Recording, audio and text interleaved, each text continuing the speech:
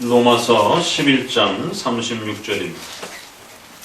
이는 만물이 주에게서 나오고 주로 말미암고 주에게로 돌아갑니다. 영광이 그에게 세세에 있으리로다. 아멘. 오늘은 마지막 오대솔라의 이제 내용 중에서 오직 하나님께 영광을 이라는 부분을 함께 또 배워가도록 합니다. 우리 다시 한번 또 읽어보도록 합니다. 칼빈주의 5대 교리 시작. 인간의 전적 부패, 무조건적인 선택, 제한적 속죄, 불가항력적 은혜, 성도의 견인. 자, 5대 솔라 다시 한번 들어오셔서 같이 읽습니다. 시작. 오직 성경 솔라 스크립툴라, 오직 믿음 솔라 피데, 오직 은혜 솔라 그라티아, 오직 그리스도 솔루스 크리스투스, 오직 하나님께 영광 솔리 데오 글로리아. 반드시 기억해야 될 우리 기독교의 또 가장 중요한 핵심 교리이며 또 영광스러운 또 교리이기도 합니다. 중세 천년의 이 잠을 깬 영광스러운 그러한 교리요. 또 우리 기독교의 기초와 토대를 확립해준 복된 또 그러한 교리들입니다. 그리고 또 수많은 또 잘못된 이단들과 또 혼합주의들이 교회를 어지럽힐 때마다 견고하게 또 그 교회를 지켜낸 또 교리들입니다. 물론 이 외에도 또 교리들이 중요한 교리들이 많이 있지만 적어도 이 정도의 핵심되는 그러한 교리들을 중심으로 해서 많은 논쟁들이 있었고 또 그럴 때에 이러한 교리들을 가지고 그런 혼란들을 막아내 주었다라는 것. 또 그리고는 중세의 이러한 어둠을 깨뜨리는 데 있어서 또 기독교를 바르게 개혁해내는 데 있어서 가장 우선적이고 가장 필요했던 그러한 교리들은 이처럼 성경으로 돌아가야 된다라고 하는, 성경으로 돌아가지 않으면 기독교는 아무것도 할 수 없다라고 하는. 그러나 아무리 연약하고 미약해 보여도 성도들과 그 교회가 성경으로 돌아가려고 애를 쓰기 시작하게 되면 거기엔 어마어마한 하나님의 역사가 일어나기 시작하는 것입니다. 계란으로 바위 치우기와 같았던 그러한 거대한 싸움이 실제로 계란이 깨지는 것이 아니라 바위가 깨졌던 것입니다. 1000년 동안 그 권세와 어마어마한 종교적 특권을 누리고 살아가던 로마 카톨릭이 루터의 이제 1517년 종교개혁의 그 횃불 앞에 어떻게 보면 작은 계란처럼 연약한 그러한 목소리였지만 오직 예수 그리스도를 오직 믿음으로 은혜로 그렇게 고백하게 될 때에 구원받는다라고 하는 이 영광스러운 이 신칭이 믿음으로 의롭게 되어지는 것이지 결코 인간의 선행과 공로를 통해서 성인들의 숭배의 도움을 통해서 구원받는 것이 아니다라고 하는 이 작은 메시지 하나가 결국 중세 천년의 이 부패를 중단시키는 엄청난 역사의 변화를 가지고 온 것입니다. 그만큼 이 칭의교리는 기독교의 중요한 뿌리요 또 꽃이요 또 열매이기도 한 것입니다.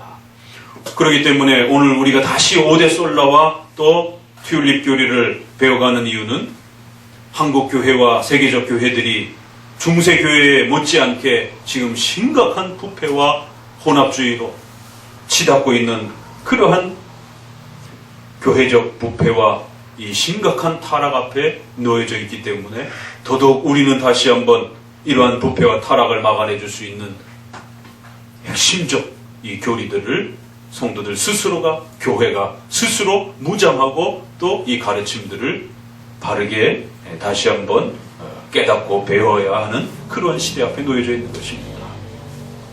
이제 마지막으로 오직 하나님께 영광을 라고 하는 부분을 이제 또 배워가도록 합니다. 우리 성도들이 이 5대 솔라 중에서 5대 오직이라고 하는 이 가르침 중에서 가장 이해가 안 되는 가르침이 이 오직 하나님께 영광을 라는 이 표어입니다. 언뜻 보면 이거 너무 쉬운 교리 같습니다. 당연히 하나님께 영광을 돌립시다 라고 말하는 것이 뭐가 문제인가? 굉장히 쉽게 이해할 수 있는 것 같지만 조금만 더 생각해 보게 되면 도대체 어떻게 해야 하나님께 영광을 돌릴 수 있는 것인가? 그냥 말로만 그냥 하나님께 영광을 라고 한다고 해서 그 영광이 다 하나님께로 돌아가는 것인가? 도대체 어떻게 해야 하나님이 영광을 받으시는 것인가? 도대체 왜 종교개혁자들은 오직 하나님께 영광을 부르짖었는가? 그러면 로마 카톨릭은 하나님께 영광을 안 부르짖었는가? 이제 이런 오해들이 이제 우리 안에 들어오게 됩니다. 그러면 도대체 이 오직 하나님께 영광을 이라는 가르침이 무슨 뜻인가? 여기에 뭐가 담겨 있는가? 여기에 가장 중요한 핵심적인 내용과 의미는 무엇인가? 그 로마 카톨릭과 기독교의 오직 영광이라고 하는 이 영광에 대한 이해가 그럼 뭐가 다른가? 또 후기에 루터파와 제세례파와의 논쟁을 거치면서 또 장로교가 가지고 있는 아주 그 독특한 하나님께 영광을 라고 하는 이러한 또 신앙의 내용은 무슨 차이가 있는 것인가? 가장 어려운데 가장 쉬워 보이는 것처럼 가장 또 많이 이해하고 있는 것 같이 느껴지지만 가장 이해하고 있지 못한 또 그러한 내용이 오직 하나님께 영광을 라는 표현입니다. 여러분에게 이 마지막 오직 하나님께 영광이라고 하는 이 가르침이 얼마나 어려운지 한번 묻습니다. 지금은 좀 사라졌지만 제가 학생 때만 해도 미스 코리아 대회가 이렇게 수영복 심사를 하면서 아주 전국적인 그러한 관심을 끌었습니다. 기독교인들이 많아지다 보니까 거기에서 수상을 하는 많은 여성들이 대담하게 수상 자리에서 먼저 하나님께 영광을 돌립니다. 믿지 않는 사람들은 누구누구 어디 원장님께 먼저 감사를 드립니다. 이렇게 하는데 기독교인들은 그래도 내가 기독교인이니까 하나님께 영광을 돌립니다. 단 며칠 동안 전국의 수많은 남자들을 그렇게 음란으로 성적으로 그렇게 인도해 놓고 이제 하나님 영광 받옵소서, 내가 아주 수많은 여성들 중에 최고로 그렇게 섹시하게 음란을 일으켰습니다. 하나님 이제 영광을 받옵소서, 내가 1등 했으니까. 그럼 그 하나님이 영광 받으시는 겁니까? 요즘에는 이제 그런 건 이제 수영복 심사는 뭐 여러 가지 이제 여성 인권에 대한 문제 때문에 조금씩 조정이 되어져 가는데 또 다른 곳에 문제가 발생이 되기 시작하더라고요. 왜 그거는 문제 삼지 않는지 모르겠어요. 요즘엔 헬스 문화와 관련해서 발달이 되면서 피트니스 대회라고 뭐 하더만요. 눈 뜨고 볼 수 없을 정도로 수영복은 그래도 양호한, 이건 수영복보다도 더 면적이 작은, 도대체 어디다 눈을 둬야 될지 모를 정도로 이건 정말 너무 면적이 작아서 이 민망할 정도의 그런 헬스하는 사람들이 남성 여성이 피트니스 대회에서 그렇게 자신의 근육을 자랑한다라고 하면서 옷을 입고 근육을 자랑하면 좀 안 됩니까? 왜 이렇게 다 홀딱 벗고 근육을 자랑해야만 하는지. 과거의 수영복보다도 더 심각한 그러한 상황 속에서 여성의 그러한 나체가 있는 그대로 이렇게 드러나는데도 불구하고 이제 1등을 하고 나면 하나님께 영광을 돌립니다. 참 하나님이 복도 좋아하시겠습니다. 그거 어떻게 생각해야 됩니까? 그러니까 이 하나님께 영광을이라는 이 단어가 굉장히 쉬운 것 같은데 이게 무슨 뜻인지를 모르는 것이에요.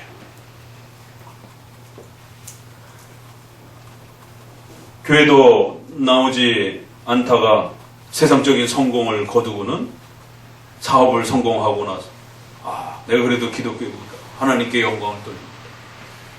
믿는 자녀들이 수능을 앞두고 엊그제 수능 끝났지만 고3 되면 교회도 나오지도 않고 학원에 가서 열심히 공부해서 좋은 대학 붙었습니다.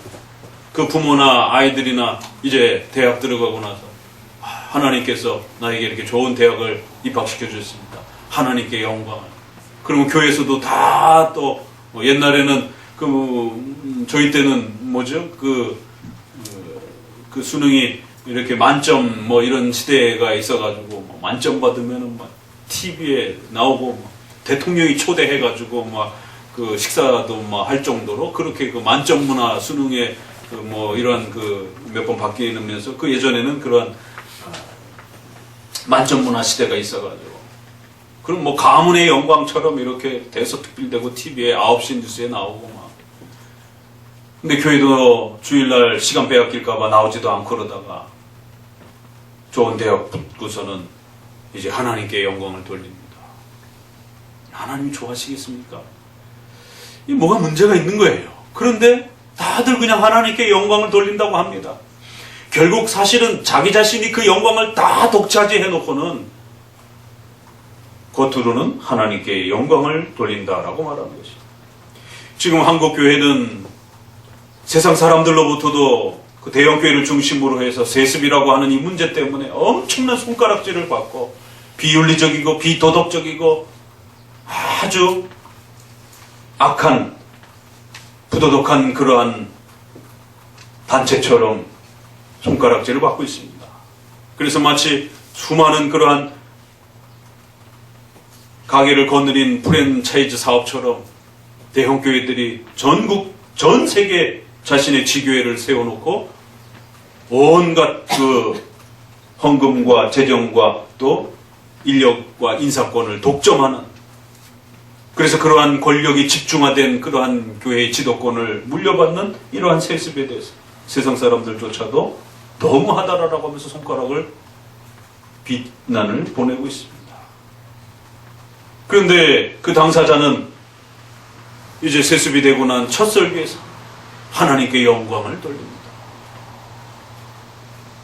일반은총적으로도 상식적으로도 온 세상 사람들이 이건 잘못됐다라고, 이건 너무하지 않느냐라고 손가락질을 하고 있는데 정작 당사자들은 하나님께 영광을 돌린다라고 말하는 것이. 그럼 도대체 하나님이 영광을 받으시는 것인지, 도대체 그 하나님의 영광이란 도대체 뭔지. 오늘날에는 또 교회의 개념이 다 깨어져서 그저 동아리 같은 그런 자신의 취미와 자신의 그러한 또 마음이 닿는 사람들끼리 삼삼오오 모여서 그렇게 큐티하면서 성경을 나누고 과거처럼 교회로 모여서 그렇게 교회적 질서 속에서 신앙생활을 해나가는 또 이런 부분들을 굉장히 불편해하는, 소위 말해서 지금은 이제 소그룹 시대가 되어서 그걸 우리가 가정교회라고 그럽니다. 그저 10명, 20명 안팎의 그러한 소그룹들이 각자의 그러한 이러한 친분과 인맥에 따라서 그렇게 종교적인 즐거움들을 나누고 누리는, 더 이상 공교회라는 개념을 잃어버렸어요. 그냥 개인의 종교적 즐거움을 유지하는 것입니다. 그러면서 그들도 하나님께 영광을 돌린다라고 말합니다. 예수님은 자신의 교회를 이 땅에 세웠다라고 말씀하시고 마태복음 16장에 내 교회를 세웠다라고 말씀하시고 그 교회를 그 어떤 권세도 무너뜨릴 수 없다라고 말하면서, 그리고는 부활하시면서 이제 마지막 마태복음 마지막 장에도 내 교회를 세워가라라고, 요한복음 마지막에도 제자들에게 교회를 세우라라고 부탁하시면서 공교회를 세우라라고 그렇게 그리스도의 십자가의 희생과 그 열매가 교회를 세우는 일에 집중되어야 된다라고 그렇게 부탁하셨는데, 그러한 공교회적 부르심에 대해서는 아무도 관심 없고 그저 자신들의 종교적 즐거움을 나누고 그것을 즐기는 그러한 소그룹 중심의 멘토링, 멘토를 부르짖으면서 더 이상 목회자와 목사라라고 양들이라고 부르지도 않으면서 왜 목사의 양이라고 부르냐라고, 기분 나쁘다라고, 목회자는 하나 다 같이 동등한 성도인데 왜 목회자의 양이라고 그러고 왜 목사라라고 그러냐라고. 결국 멘토, 멘티라는 그런 알 수도 없는 라틴어가 교회 성도들의 입에 오르내리면서 더 이상 이제는 공적인 공교회라고 하는 질서를 갖춘 이러한 교회적 개념은 다 사라져버립니다. 그러면서 또 본인들은 하나님께 영광이라고 말합니다. 예수님이 그토록 목숨을 맞바꿔 가면서 이 땅에 세워주신 교회라고 하는 이 모든 부분, 그리스도의 몸을 파괴해놓고도 하나님께 영광이라고 말하는 것입니다. 어떻게 대범해도 이렇게 대범해질 수가 있는가? 도대체 신앙이란 뭔가? 하나님의 그 영광이란 과연 무엇인가에 대해서 우리는 다시 고민해 보셔야 됩니다. 중세 시대도 바로 이런 문제들이 역시 동일하게 문제가 되었고, 그래서 이제 마지막 이 신앙의 원리, 신앙의 시작에 대한 문제는 오직 은혜, 오직 믿음으로 바르게 출발을 했습니다. 그런데 후반기에 새로운 논쟁이 불기 시작한 것이, 바르게 신앙생활을 시작해서 이제 로마 가톨릭의 이러한 부패로부터 이제 벗어나서 교회를 건강하게 세워가기 위한 거룩한 부르심과 목적을 가지고 이제 교회와 성도들이 모였습니다. 그런데 문제는, 그러면 어떻게 교회를 개혁해 가야 될 것인가? 어디까지 개혁을 해야 할 것인가? 이런 부분들이 이제 직접 대화하고 또 만들어 가려고 하다 보니까 생각들이 다르고 부딪히기 시작하는 거죠. 어떤 사람은 여기까지 가야 된다. 어떤 사람은 저기까지 가야 된다. 어떤 사람은 이러한 방향으로 가야 된다. 어떤 사람은 이러한 또 반대 방향으로 가야 된다. 가지각색의 여러 목소들이, 여러 방법론들이 나오면서 신앙의 방향과 목적이 달라지기 시작하더라는 것이. 그래서 루터의 개혁이 너무 마음에 안 들어서 처음엔 같이 시작했지만 민처라든가 카스타트라든가 이러한 중요한 동역자들이 처음에는 같이 시작했지만 루터의 귀족들의 도움을 의지하면서 귀족들과 함께 교회를 도우면서 국가와 교회가 일정한 협력의 선에서 개혁을 이루어가는 것을 못마땅하기 시작한 것입니다. 그래서 좀 더 급진적인 개혁, 좀 더 철저한 개혁을 부르짖으면서 국가의 모든 질서와 도움을 거절하기 시작했고, 모든 권위와 모든 질서 자체들을 무시하기 시작하는 가톨릭의 그 질서 개념에, 교권주의적인 그런 질서 개념에 너무 큰 상처를 받았기 때문에 그 어떤 질서도 있을 수 없다. 어떤 왕도 있을 수 없다. 어떠한 교회 지도자의 권위도 있을 수 없다. 우리는 온전히 하나님 앞에서 자유다. 만인제사장의 이 신앙 고백을 극대화하면서, 그래서 지금 당장 뜯어고쳐야 된다라고 말하면서 결국 각 지역마다 내란이 벌어지기 시작합니다. 우리가 종교개혁의 역사를 알아야 되는 이유는 바로 이런 데 있는 것입니다. 아직 종교개혁에 대한 이러한 개혁신앙에 대한 이해가 미진하고 경험이 부족한 상황에서 그 개혁의 폭풍의 한 자리에, 한 가운데에 들어가게 되면 여러 가지 일이 일어날 수도 있고, 또 예기치 못했던 여러 가지 또 그러한 어려움이 발생될 수도 있는 것입니다. 그랬을 때에 그러면 성경으로 돌아가기 위해서 어떻게 해야 되는 것인지, 어디까지 돌아가는 것이 성경으로 돌아가는 것인지, 어떠한 방법으로 돌아가는 것이 가장 성경적으로 옳게 돌아가는 것인지, 누구나 다 성경을 해석할 수 있도록 만인제사장의 원리를 통하여 자국어로 성경을 번역해줬고, 성경을 읽을 수 있도록 그렇게 도움을 베풀어줬습니다.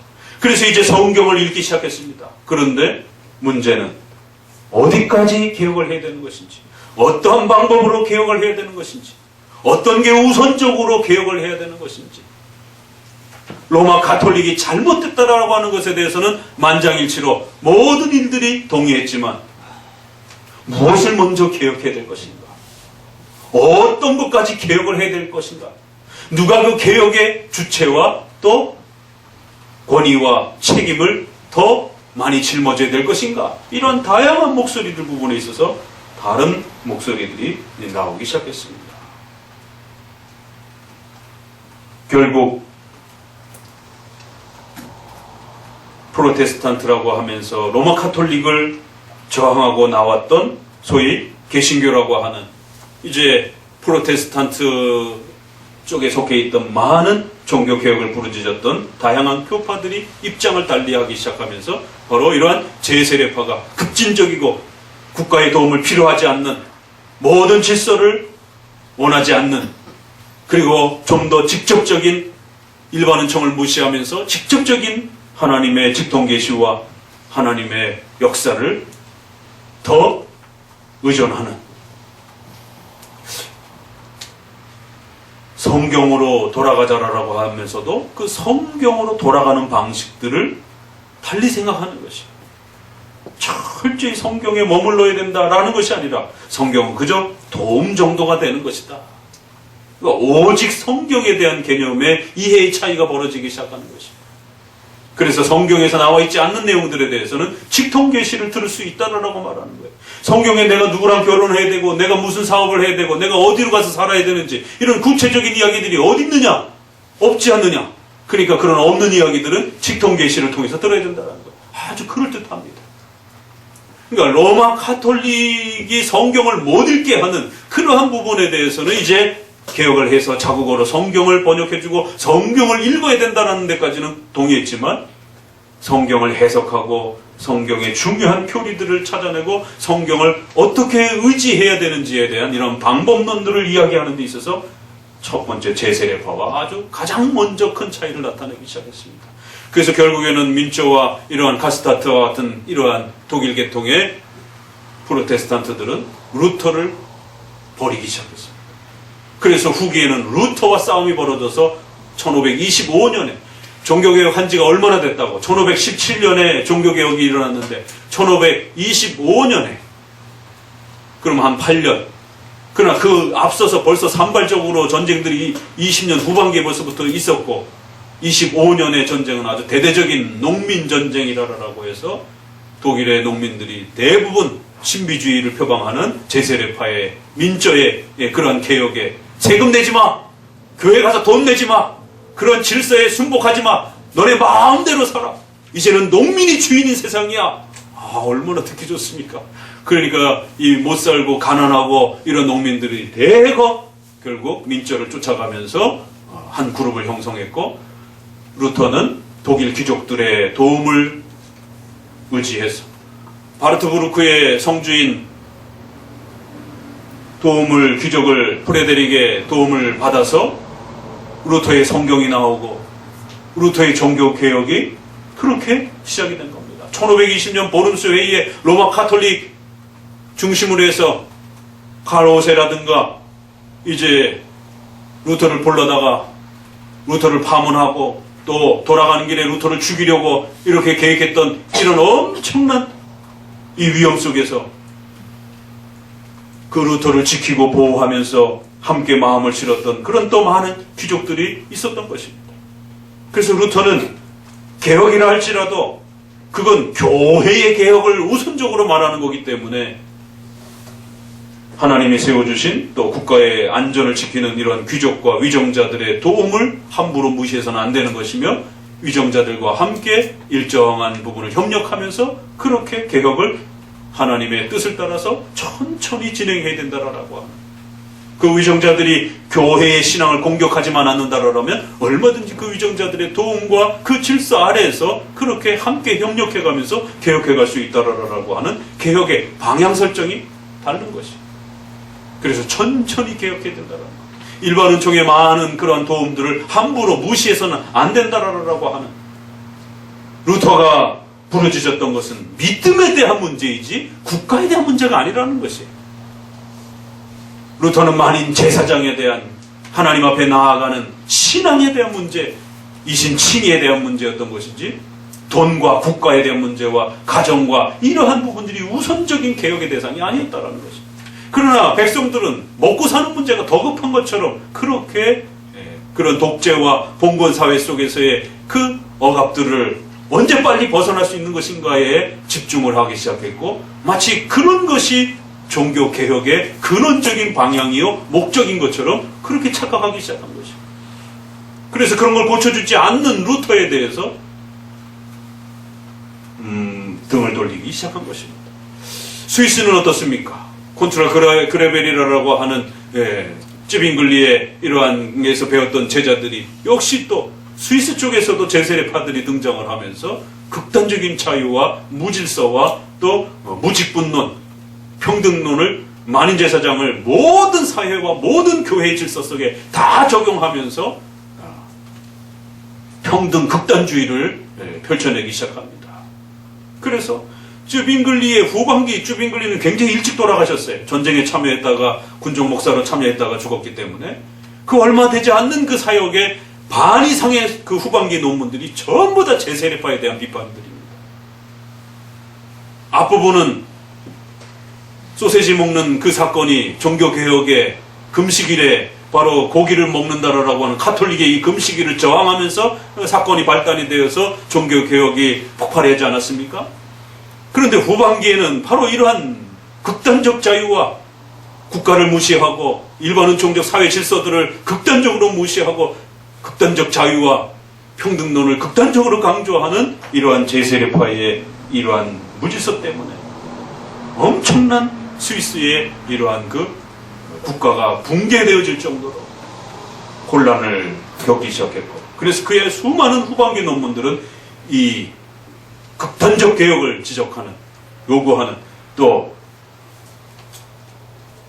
지나친 감성적인 그러한 신앙을 표출하는 이러한 제세례파들에 대해서 엄중하게 귀족들이 징계하고 이들이 스위스에 자리 잡지 못하도록 그렇게 노력해야 된다라고 하는. 그래서 결국 제세례파는 스위스나 독일이나 제네바의 칼빈도 역시 가장 제일 먼저 쓴 논문이 제세례파의 종말론과 관련해서 논쟁이 붙으면서 영원 수면설이라고 하는 비판을, 기독교 강요보다도 우리는 1536년에 기독교 강요를 가장 많이 알고 있지만 그보다 2, 3년 앞서서 제세례파에 대한 논문이 먼저 나옵니다. 비록 칼빈이 좀 더 심혈을 기울여서 쓴 것은 기독교 강요이지만 그 앞서서 또 이러한 논문도 나온 사실이 있습니다. 그러면 성도 입장에서 제세례파의 그러한 방식으로 여러분이 신앙생활을 할 것인지, 아니면 루터나 쯔빙글리나 칼빈의 방식을 따라 신앙생활을 해야 될 것인지 선택하셔야만 합니다. 교파가 나눠지기 시작했어요. 교파가 같은 기독교인데 같이 하나님을 부르짖고 예수님으로 믿음으로 구원받는다라고까지는 동의했는데 어떻게 개혁을 해야 되고 어떻게 성경으로 돌아가야 되고 성경을 어떻게 사용해야 되고 그리고 최종적 목적, 개혁의 최종 목적은 어떤 것인가에 대한 방향 설정이 달라지기 시작했습니다. 거기에 대한 논쟁이 서로 붙기 시작한 것이에요. 그래서 극단적 개혁, 급진적 개혁을 부르짖는 제세례파와 천천히 섭리를 생각하면서 국가의 질서와 교회의 질서를 서로 협력하면서 천천히 개혁하기를 원했던 종교개혁자들의 주류와 교파가 나눠지기 시작했습니다. 영국에서는 헨리 팔세라라고 하는 인물 때문에 자신의 결혼 문제가 아주 극히 개인적인 그러한 사적인 결혼 문제 때문에 분란이 일어나면서 결국 일찍 미망인이 된 형수와 억지로 가톨릭의 교황에 의해서 결혼을 하게 되었고, 프랑스와 영국의 이러한 그 전통적인 관계 때문에 억지로 결혼을 하고 나서는 자기가 좋아하는 엠볼린이라고 하는 여성과 결혼을 하고 싶은데 교황이 정치적인 이러한 목적 때문에 절대 이혼 불가, 또 가톨릭의 교리는 절대 이혼 불가입니다. 그러다 보니까 두 개의 이유 때문에 헨리 8세는 꼼짝도 할 수가 없는, 그래서 결국 자기 편을 들어주는 신부들을 따로 구별해서 전통적인 로마 가톨릭 입장을 표방하는 그런 신부들을 영국에서 다 내쫓아버리고 자기가 직접 교파를 만들어 버립니다.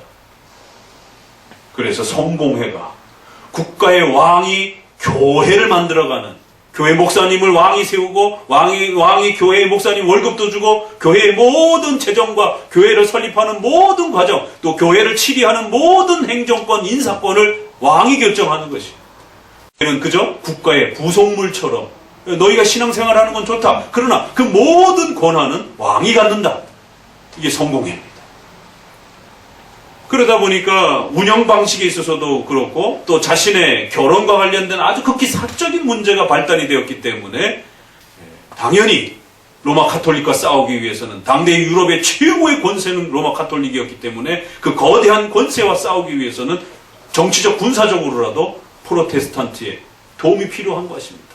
그래서 유럽의 독일의 루터의 이러한 그 추종자들, 귀족들 이런 많은 소위 이제 새롭게 신흥 그룹으로 등장한 로마 카톨릭을 반대하는 그러한 개신교 그룹의 프로테스탄트의 많은 귀족들의 도움을 필요로 할 수밖에 없었던 거예요. 그들의 목회자들의 도움을 필요로 할 수밖에 없었던 것이. 그래서 프로테스탄트의 모든 가르침들을 다 수용하겠다. 하지만 아직은 좀 우리가 낯서니까 외적인 예배 형식과 질서들은 로마 카톨릭의 그러한 형태를 그대로 유지해다오. 그래서 반반절중하는 내용은 이신칭의를 가르치고 오직 믿음을 가르치고 오직 은혜를 가르치는데 교회 질서와 교회론의 형식에 있어서는 전부 다 카톨릭의 그 미사 형식과 예배의 모습들을 그대로 다 유지를 하는 것입니다. 우리가 앞서서 배웠던 반반 신앙의 혼합주의하고는 좀 다르죠. 이것은 교회론의 혼합이에요. 그래서 앞부분에는 구원론에 있어서 하나님과 인간의 노력이 반반 섞여야 된다라고 하는 이런 구원론의 싸움이었다라면 성공의 문제는 교회론의 문제입니다. 그래서 신앙의 구원론의 내용은 프로테스탄트 거를 갖고 오고 결국 교회의 외적인 형식들은 로마 카톨릭의 형식을 그대로 다 유지합니다. 그래서 영국의 성공의 스타일은 아주 독특한, 아주 지극히 헨리 8세의 왕의 개인적인 그런 문제로 교파를 새로 만드는 형태가 된 것입니다. 봉건사이다 보니까 왕이 그렇게 결정을 한 것 때문에 모든 백성도 그렇게 따라가야 돼요. 그러다 보니까 루터로부터 종교개혁을 배웠던 새로운 목회자들과 성도들은 강력하게 반발할 수밖에 없는 거예요. 이게 무슨 교회냐 이게. 이건 그냥 헨리 8세의 그냥 자기의 무슨 부속기관이지. 이건 교회가 아니다. 쯔빙글리에게 유럽에 유학 갔다가 쯔빙글리에게 배웠던 분들이 역시 반발하기 시작합니다. 칼빈에게 배웠던 많은 칼빈의 제자들이 영국에서 반발하기 시작합니다.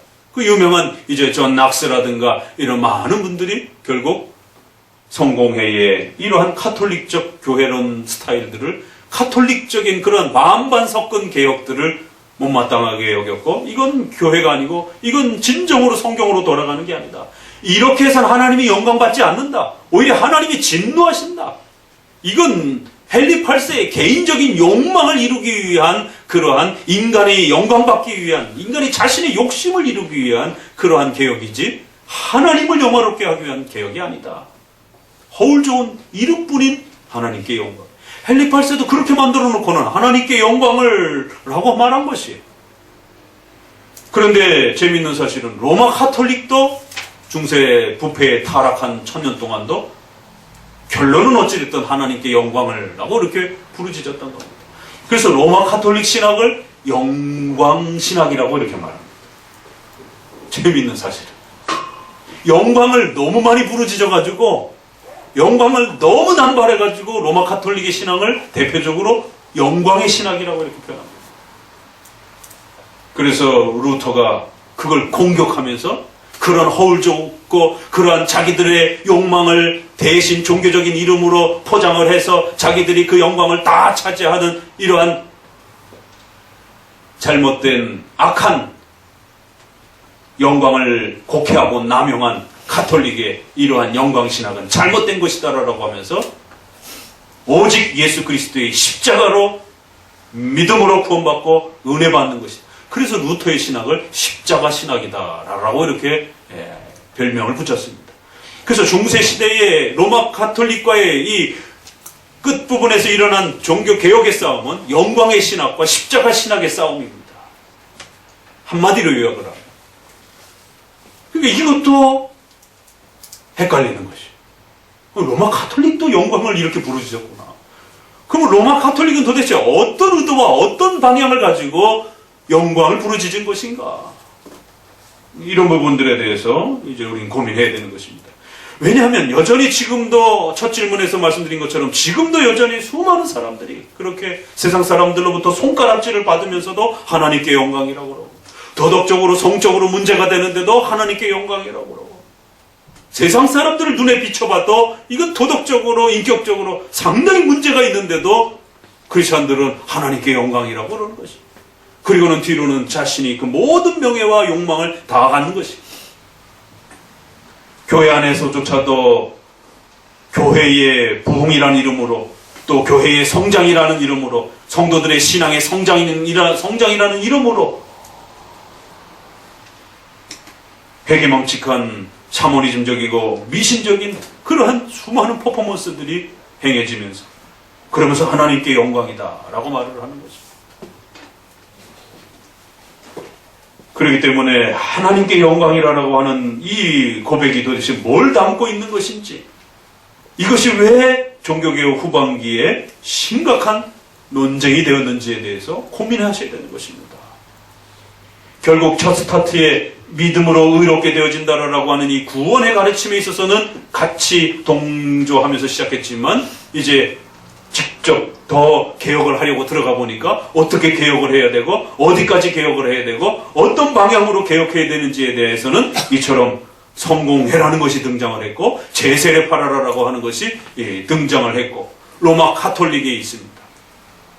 그리고는 이제 루터파가 있는 것이고, 그 루터파에 대조되어서 찌빙글리와 칼빈을 중심으로 연합되어진 개혁파라라고 하는 형태가 세워지게 됩니다. 그러면 몇 개죠? 개혁파, 루터파, 로마 카톨릭, 성공회, 제세례파. 큰 그룹으로만 봐도 5개의 교파가 1500년 그 초에 이제 형성이 됩니다. 그러면 성도들은 어디로 가야 할 것인지에 대해서 매 주일 아침마다 고민하셔야 되는 것입니다. 전통적으로는 로마 카톨릭 성당에 다녔는데 이제 새로운 개신교에 가야 될 것인지, 근데 그 개신교회는 4개나 있어요. 그럼 성공회로 가야 되는지, 제세례파 교회로 가야 되는지, 루터파 교회로 가야 되는지, 개혁파 교회로 가야 되는지, 어느 교회로 가야 될 것인지. 결국 제세례파는 2단으로 정제가 됩니다. 너무 극단적인 방향성을 취하기 때문에 다른 프로테스탄트들에 의해서 2단으로 정제가 됩니다. 성공회, 루터파, 개혁파는 적어도 2단이라고 하지는 않습니다. 다만 개혁의 방향에 있어서 더 성경적이고 덜 성경적이다라고, 우리가 처음 이 종교개혁 특별 설교를 시작하면서 이야기했던 우리의 지금 이 오데솔라에 대한 이 고민은 한편으로는 2단과 우리는 다르다라고 하는, 적어도 이렇게 믿어야 정통 기독교라라고 하는 그러한 첫 번째 고민이 있습니다. 그래서 기독교의 핵심 교리를 잘 정립해야 됩니다. 그러나 이 오데솔라에는 4번째, 5번째 해당이 되는 그리스도와 오직 하나님께 영광이라고 하는 이 주제는 종교개혁 후기 논쟁이 들어온 주제들입니다. 그래서 어떻게 개혁하고 어떻게 성경으로 돌아가야 되고 어디까지 개혁을 해야 되는지에 대해서 서로 해석의 차이가 나타나기 시작하면서 결국 후반기에 루터파와의 갈등, 또 제세례파와의 또 갈등, 성공회와의 이런 갈등, 이런 부분에서 결국 더욱 우수하고 더욱 성경적인, 더욱 건강한 기독교는 어떤 교파인가에 대한 고민이 생기기 시작한 것입니다. 그래서 많은 분들이 오데솔라를 일반 복음주의 교회에서들도 부르짖는데, 정작 오직 그리스도와 오직 하나님께 영광은, 이거는 장로교회가 부르짖었던, 장로교회가 목숨처럼 지키려고 했던 개혁파의 아주 중요한 그런 표어입니다. 이건 복음주의권 내의 사람들이 아주 싫어했던 그러한 주제예요. 그리스도의 인성에 대한 이해 때문에 성찬이 달라지는 것입니다. 그리스도의 인성에 대한 이해 때문에 예수님을 그림으로 그릴 수 있다라고 하는, 조각상으로 신앙의 교육의 보조도구로 사용할 수 있다라고 하는 로마 카톨릭과 복음주의권이 나눠지기 시작한 거예요. 그러나 개혁파는 절대로 예수님의 인성 때문에 예수님을 그리거나 이성일익교 교리로 인해서 조각으로 만들 수 없다라고. 루터파는 아이들은 성경을 배우기 어려우니까 어떻게 해야 될까를 고민하다가 결국 만화 성경, 그림 성경으로 신구약 성경을 처음엔 독일어로 번역했다가 이거를 정작 가르치려고 하니까 너무 어려워서 카톨릭 방식으로 다시 돌아가는 거예요. 그래서 조각과 그림을 만들어 놓고 예수님의 생애에 대한 부분들도 교리문답으로 처음엔 가르쳤어요. 루터의 대소요리 문답을 통해서 처음엔 교리문답으로 가르쳤는데 이제 그 후기의 제자들은 만화 그리스도로 가르치기 시작한 거예요.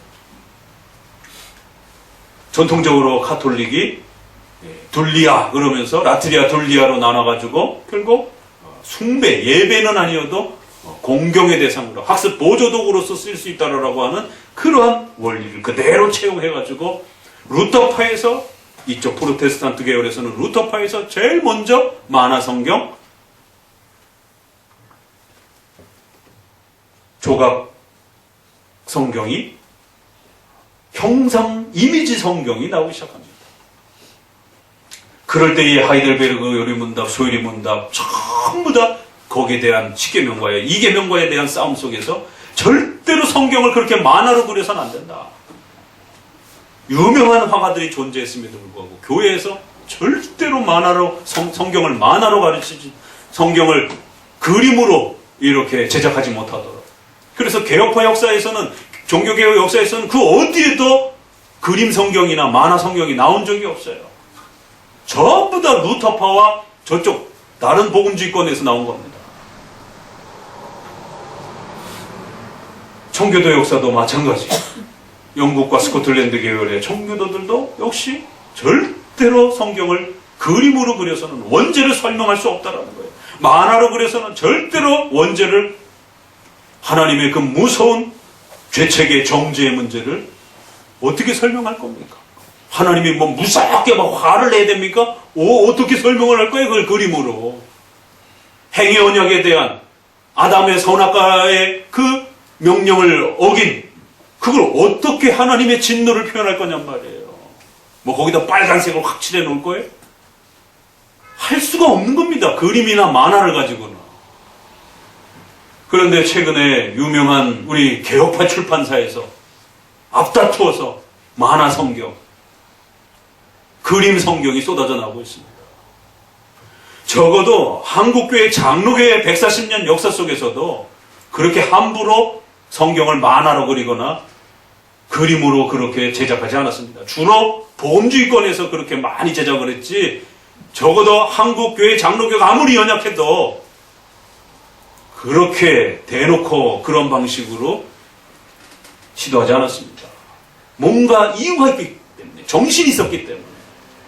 그런데 더 잘 개혁한다라고 하면서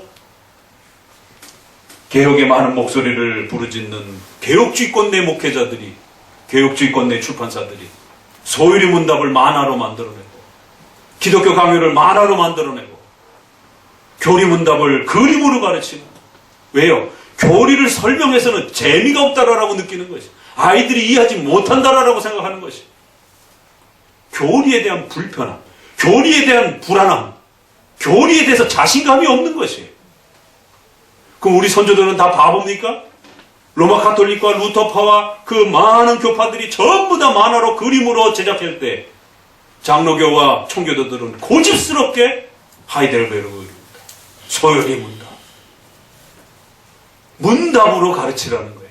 설교로 가르치라는 것입니다. 하나님은 청각을 통해서 말씀을 듣고 배울 때에 하나님을 알아가는 것이지 눈으로 하나님을 보는 게 아니라는 겁니다. 그렇게 되면 하나님이 이미지화된다는 것이에요.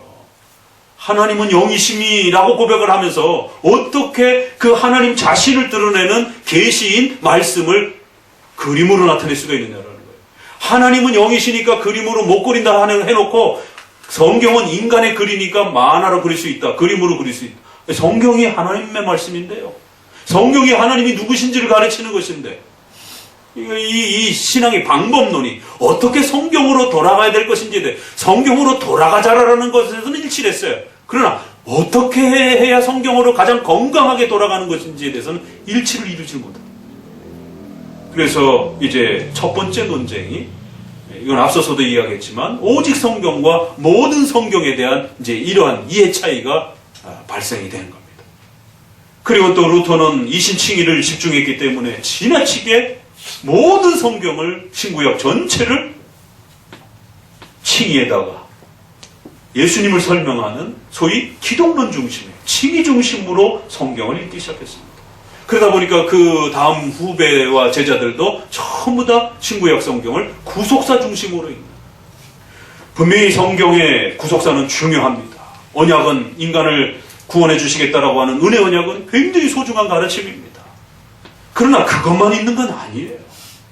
그래서 기독교 강요는 신속히 성경 전체를 어떻게 봐야 되는지에 대해서 체계를 잡아줘야 되겠다라고 하면서 창조주 하나님과 구속주 하나님으로 봐야지 구속주 하나님으로만 봐서는 안 된다라고.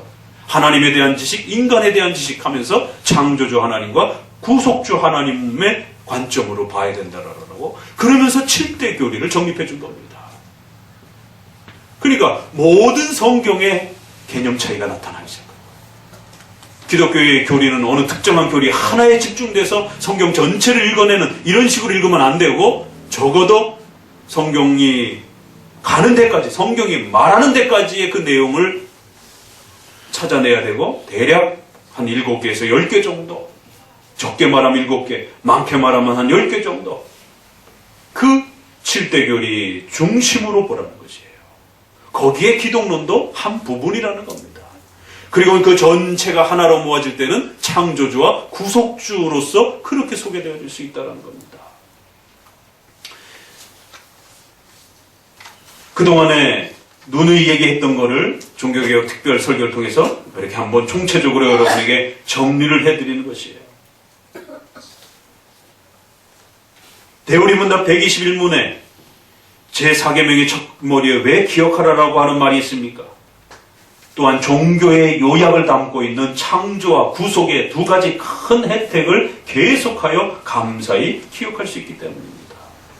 우리 선조들은 어떻게 성경 전체를 이해하고 요약했다고요? 창조와 구속주로 이해를 했다는 것입니다. 대우리문답도 이렇게 정리를 하고 있는 것입니다. 웨스트민스터 신앙고백서 1장 5항에 모든 영광을 하나님께 돌리려는 전체의 목적. 그렇게 성경은 구성되어 있다는 겁니다. 그리고 인간 구원의 유일한 방법에 대한 충분한 제시. 인간 구원에 대한 구속적 은혜에 대해서 분명히 있어요.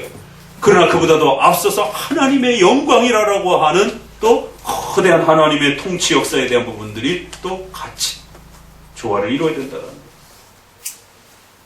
1장 6항에도 하나님 자신의 영광과 인간의 구원과 믿음과 생활에 필요한 모든 일들이 성경 전체에 게시되어 있다. 어떻게 시작하죠? 하나님 자신의 영광과 인간의 구원에 대한 부분, 창조주와 구속주에 대한 부분이 조화를 이루어야 된다.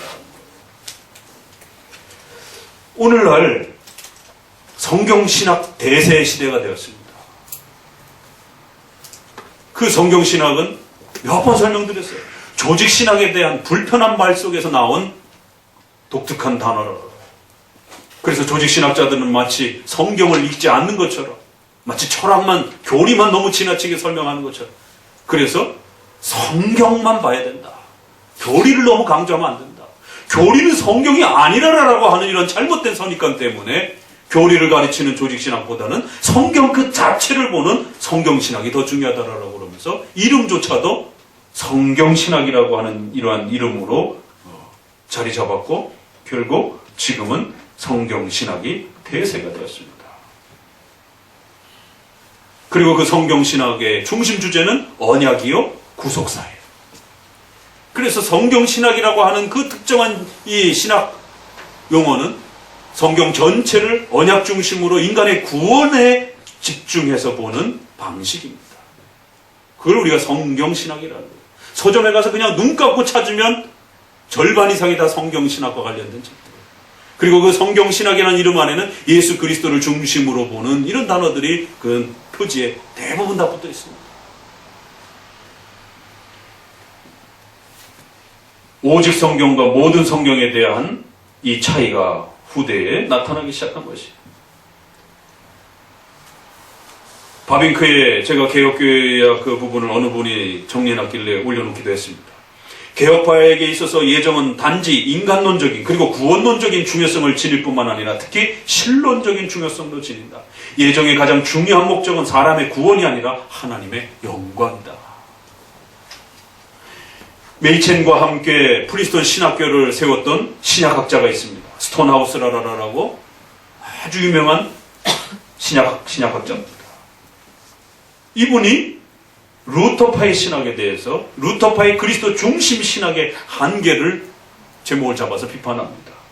내가 루터에 대하여 비판하는 것은 근본적으로 루터가 신약 성경의 메시지를 하나님 중심보다는 그리스도 중심으로 축소하여 빈곤하게 만든 결과에 대하여 지적하는 것이다.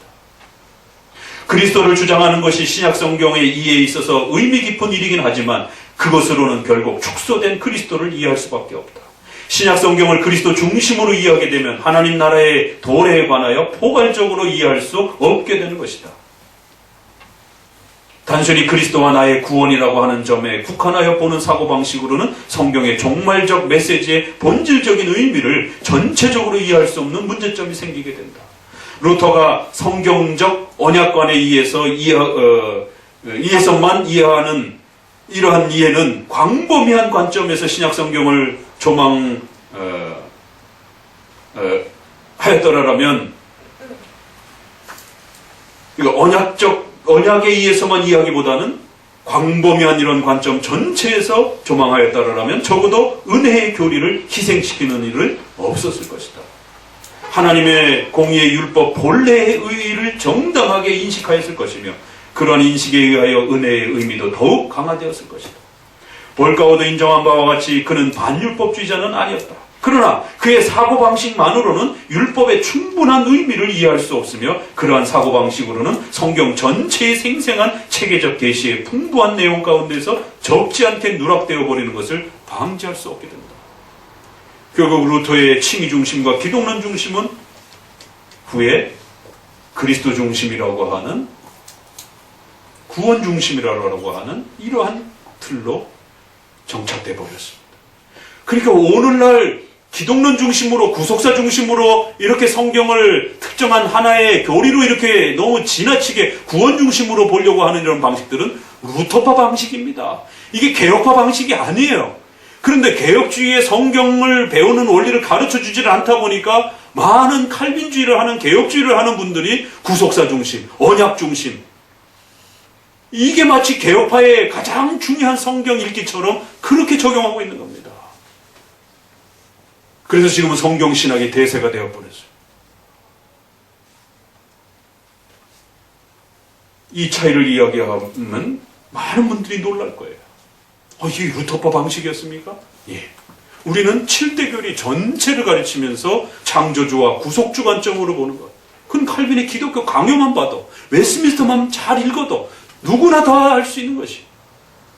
그런데 지금 웨스민스터 책들이 쏟아져 나오고 있습니다. 기독교 강요가 쏟아져 나오고 있습니다. 그런데 칭의 중심으로 구속사 중심으로 성경을 읽어야 된다라고 그렇게 가르치고 있어요. 이건 루터파 방식입니다. 우리의 선조들은 그렇게 이해하지 않았습니다. 바빙크도 그렇게 설명하지 않았어요. 벌컵이나 스톤하우스 같은 이런 신약학자도 신약이 그리스도가 많이 소개된다 할지라도 그리스도 중심으로 읽게 되면 성령 하나님, 성부 하나님 완전히 축소돼 버린다.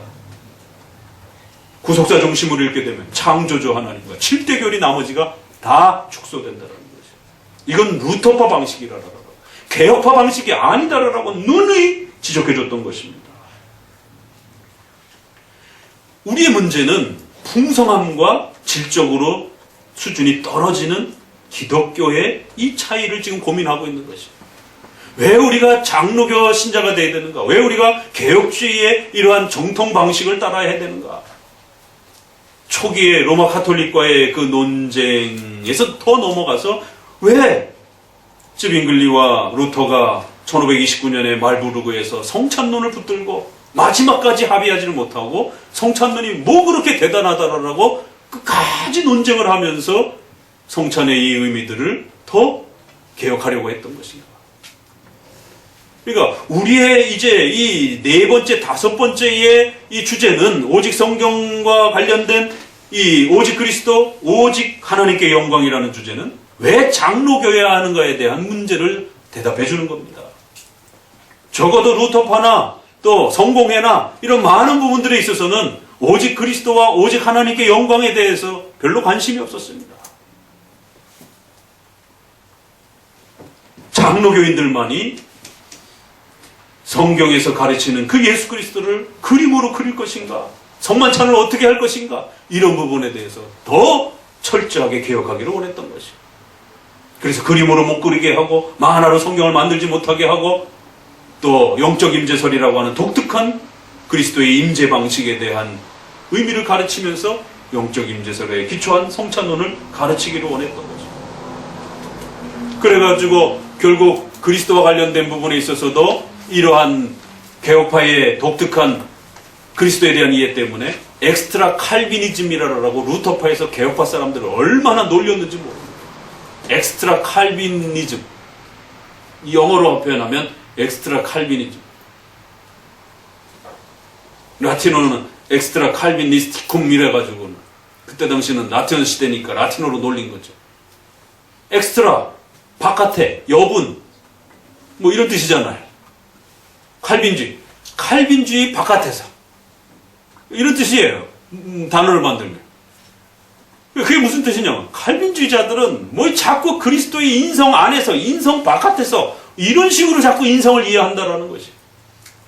그 신성이 인성 안에서도 존재하고 인성 바깥에서도 존재하시고, 그래서 신성은 온 우주 만물에 편지하지만 절대로 인성은 온 우주 만물에 편지하지 아니하고 하나님 보좌 우편에 한정된 공간에 그렇게 계시다라는 거예요.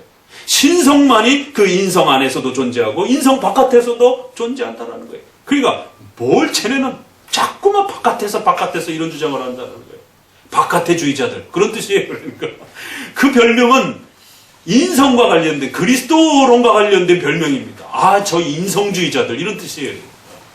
인성을 대충 이해하면 되는 것이지, 뭐 그림도 대충 그릴 수도 있는 거지. 뭘 그렇게 그냥 그 인성을 그리면 마치 거기에 무슨 신성은 그럼 어떡하느냐, 이런 자꾸 문제를 제기하면서 인성을 못 그리게 하는가. 아, 저 인성주의자들, 그런 겁니다. 엑스트라 칼빈이즘. 근데 지금은 아무도 몰라요. 그게 무슨 의미인지. 단어도 들어보지 못했습니다. 정작 칼빈주의자들이 앞다투어서 만화 성경을 그리고 있는 이 참혹한 현실을, 참담한 현실을. 그래서 제가 2년 전인가 소요리 문답에 올바른 교육 방법 해가지고 논문을 써서 이거는 인터넷에서 그냥 다 뿌렸습니다. 제발 좀 칼빈주의 하는 사람들이, 개혁주의 하는 사람들이 보시라라라고. 소요리 문답을 절대로 일러스트라든가 만화라든가 그림으로 제작하지 마시라라라고. 그건 죄를 짓는 일입니다. 형상숭배 문제와 관련해서 우리 종교개혁가들이 가장 그리스도의 인성과 관련해서 두려워하고 혐오했던 내용들이에요. 절대로 인성은 단독적으로 존재할 수 없다라고. 이성 1인격이기 때문에 인성을 제작하거나 그리는 순간 거기에는 우리의 교리대로 신성이 함께 있는 것이에요. 그렇게 되면 그 그림은 신이 돼버리는 겁니다. 그런 논리 형상이 벌어지는 거예요. 그러니까 아예 그리지 말라라는 겁니다. 네 번째, 다섯 번째는 이처럼 우리 칼빈주의의 개혁주의가 왜 더 우수한가에 대해서 그 두 가지 교리로 나타나면서 영광에 대한 이해도 이렇게 차이가 나기 시작했던 것입니다. 오직 성경과 관련해서, 모든 성경과 관련해서. 자, 그리고 자연적으로 두 번째 지금 이야기하는 겁니다. 바로 예배의 원리가 차이가 나는 겁니다. 두 번째는 이 성경을 기초로 해서 어디까지 그럼 우리가 예배를 개혁해야 될 것인가? 예수님에 대한 이러한 이해를 어디까지 적용해서 교회 안에서 예배를 드려야 될 것인가? 그랬을 때 루터파는 성경에 아주 뭐 딱히 문자적으로 이거 하지 마, 이런 거 빼놓고는 나머지들은 그냥 자유롭게 할 수 있는 거 아니야? 허용적 원리를 선택했습니다. 그러나 개혁파와 칼빈주의는 규정적 원리, 성경이 가르치고 성경이 요구하고 성경이 우리에게 명령하는 것을 중심으로 해서 예배를 드려야 된다는 거예요. 성경에서 어떤 것을 언급하지 않는다면 그거는 허용하지 않은 것이다라는 거예요. 성경을 읽어내는 이해와 방식이 이렇게 차이가 나기 시작한 겁니다. 그래서 가장 많은 차이가 첫 번째 성경에서 나타나고 두 번째는 예배의 원리에서 그 성경을 이제 실제적으로 적용해 가면서 예배론에서 차이가 나면서 개혁파는 규정적 원리, 루터파는 허용적 원리. 예전에 이미 다 했어요. 이걸 우리 다섯 번째 솔라와 관련해서 한번 쭉 정리해 드리는 것입니다. 그러다 보니까 예수님을 섬기고 우리가 예수님을 경외해야 되는데 어떻게 해요? 한쪽은 그림을 그려가지고 그림 성경으로 예수님을 가르치는 거예요. 주일학교 아이들. 그러나 개혁파는 절대로 아이들에게 그림으로 예수님을 가르쳐서는 안 된다라고 엄히 경고합니다. 징계받습니다.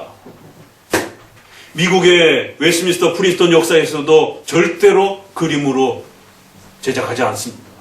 우리 한국 장로교 안에도 한국 장로교는 초창기부터 엄격한 그런 장로교가 들어온 게 아니라 자유주의 장로교도 들어오고 순보험적인 신비주의적인 그런 미국의 부흥운동에 영향을 받은 그런 이렇게 섞인 형태로 들어왔는데도 불구하고 그래도 1907년에 소위의 문답을 5,000부나 제작해가지고 그 연약한 초창기 교회 때에 전국교회로 배송을 해줬고 웨스트민스터 33개를 다 가르치기는 좀 벅차다고 생각해서 12개로 줄여서 12신조를 한국 교회의 최초의 장로교의 신조로 웨스트민스터를 줄인 12신조를 고백해줬습니다. 그만큼 또 나름대로 장로교 정신이 들어온 것이에요. 1907년에 소유리 문답을 배포해 준 겁니다. 만화로요? 천만의 말씀입니다. 글씨로. 신학교도 없고 공부도 제대로 못했고 그러던 시절인데도 북장로교 남장로교의 선교로 온 분들의 영향을 위해서 소유리 문답을 만화로가 아니라 글로다가 배포해 준 것입니다. 그런데 오늘날은 공부도 더 많이 하고 개혁주의도 더 많이 한다는 분들이 소유리 문답을 만화로 제작하고 있어요. 예배론에 있어서 이렇게 많은 부분들이 차이가 납니다. 시편 찬송. 루터의 그 유명한 찬송이 있죠. 내 주는 강한 성이요. 그 종교개혁 때마다 부르는 거죠. 독일 민요에다가 민요 그 가락에다가 루터가 개사만 해가지고 찬송을 부른 것이. 루터파 사람들은 굉장히 좋아합니다. 그러나 장로교인들은 칼빈의 제네바 시편 제작을 해가면서 속히 유럽, 영국 전체로 제네바 시편 찬송을 중심으로 해서 시편 찬송이 퍼지기 시작합니다. 아니 왜 장로교인들은 시편 찬송을 부를까? 그런데 루터는 찬송이야 뭐 아무렇게나 부르면 어때? 하나님 앞에 부르면 되는 것이지. 허용적 원리를 선택한 거예요. 인간이 작사작곡하고 아무거나 이렇게 다 좀 적정하게 사용하면 된다 이렇게 생각을 한 거예요. 그러나 개혁파에 있어서는 찬송은 그렇게 하면 안 된다. 성경에서 어떤 찬송을 우리에게 가르치고 있고 성경에서 찬송을 어떻게 요구하고 있는가에 대해서 찾아야 된다는 것이. 그리고 보니까 구약의 유대인들도 시편을 중심으로 해서 찬양을 불렀고 예수님의 제자들도 시편으로 찬송을 불렀고 그래서 골로새서 3장 16절에 시와 찬미와 신령한 노래라고 하는 이 단어를 어떻게 해석할 것인가에 대한 이제 교회 찬송에 대한 해석 차이의 논쟁이 벌어지기 시작하면서 결국 장로교는 시편 찬송을 중심으로 해서 물론 일반 찬송에 대한 부분들을 완전히 배제한 건 아니지만 중심이 시편 찬송에 실리면서 시편 찬송을 복원해내는 이런 작업들이 신속하게 이루어진 것입니다. 그것만입니까? 강의 설교, 교리문답 공부, 성찬, 엄숙한 주일 성수. 이 청교도들을 다 엄밀한 주일 성수주의자들이라고 그렇게 영국에서는 놀릴 정도로 아주 엄숙한 주일 성수. 그래서 제임스 왕이 스포츠에 대한 포고문을 발표를 해가지고는 이 청교도들 핍박하기 위해서 제임스 또 그 아들 찰스 스포츠 포고문을 선언하고 법령으로 해가지고 목사들이 거기 전부 다 사인하라고. 그거는 오전엔 예배드리고 오후엔 성도들이 스포츠를 할 수 있도록 허락해 주라는 거죠. 이게 청교도들이 제일 두려워하는 거거든요. 주일은 예배드리고 온전히 하나님을 배우는 일이지 그렇게 주중에 할 수 있는 그런 개인적인 일이라든가 이런 스포츠라든가 이런 거 하라라고 주어진 휴식 날이 아니라는 것이. 그래서 성공회는 왜 그거 하면 안 돼? 라고 하면서 허용해 주는 것이고 청교도들을 중심으로 해서 거기에 대한 저항이 일어나는 것이죠. 주일은 그래서 웨스트민스터에서도 24시간이라고 하는 시간을 못 박아버린 겁니다. 24시간 동안은 공적인 예배, 사적인 예배, 또 경건서적 읽고 집에 돌아가서도 개인적인 그런 업무를 보는 것이 아니라 온전히 신앙에 집중해서 그러한 내용으로 시간을 쓰라는 것입니다. 그러니까 주일에 대한 개념도 달라지고 또 퍼스 5개 조항이라든가 이런 부분들을 소개하면서 여러 가지 개혁에 대한 내용들이 달라지기 시작합니다. 이 모든 부분들이 고린도전서 14장 26절과 또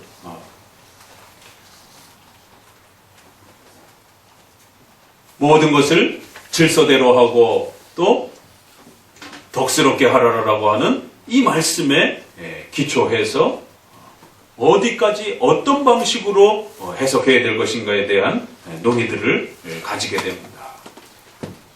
결국 우리 장로교에서는 사도행전 2장 42절 사도들의 가르침을 받아 떡을 떼며 교제하며 기도하기에 전혀 힘쓰니라 라고 하는 이러한 예배의 요소들을 규범으로 규정된 규범으로 생각했고 나머지 덕스럽게 하라라고 하는 이런 몇 부분들을 보강할 수 있는 자유 속에서 몇 가지를 더 주면서 예배의 규정적 원리를 만들어내기 시작한 것입니다.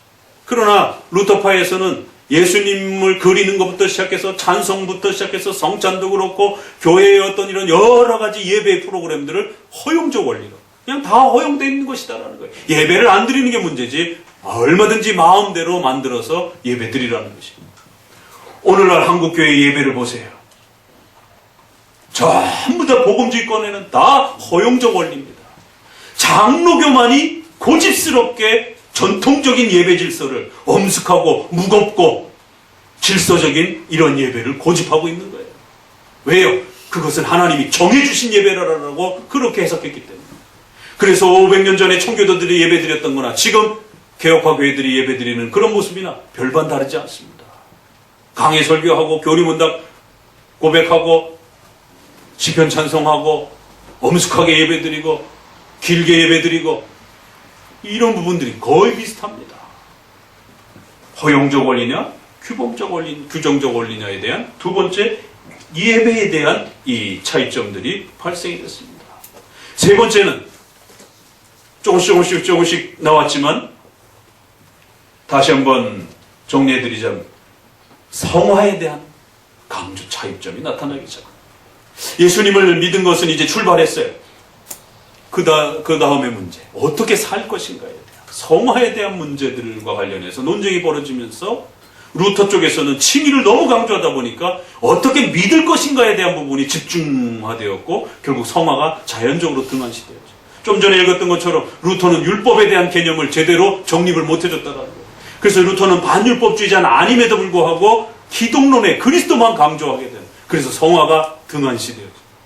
그럴 때 칼빈은 기독교 강요를 통해서 성화에 대한 부분을 아주 강력하게 드러냈고 율법의 정제 기능뿐만 아니라 율법의 무슨 용법이요? 삼용법이라고 하는 독특한 그 율법관을 제시해 준 겁니다. 그래서 로마서 7장에 있는 그 표현을 따라서 분명히 율법은 우리가 정죄하고 우리를 죄를 책망하는 기능에 있어서는 우리가 율법으로부터 자유하지만 믿는 자로서 하나님의 뜻에 순종해야 되는 율법의 성화의 규범, 복종의 의무는 여전히 또 율법은 선하고 거룩한 것이다라고 합니다.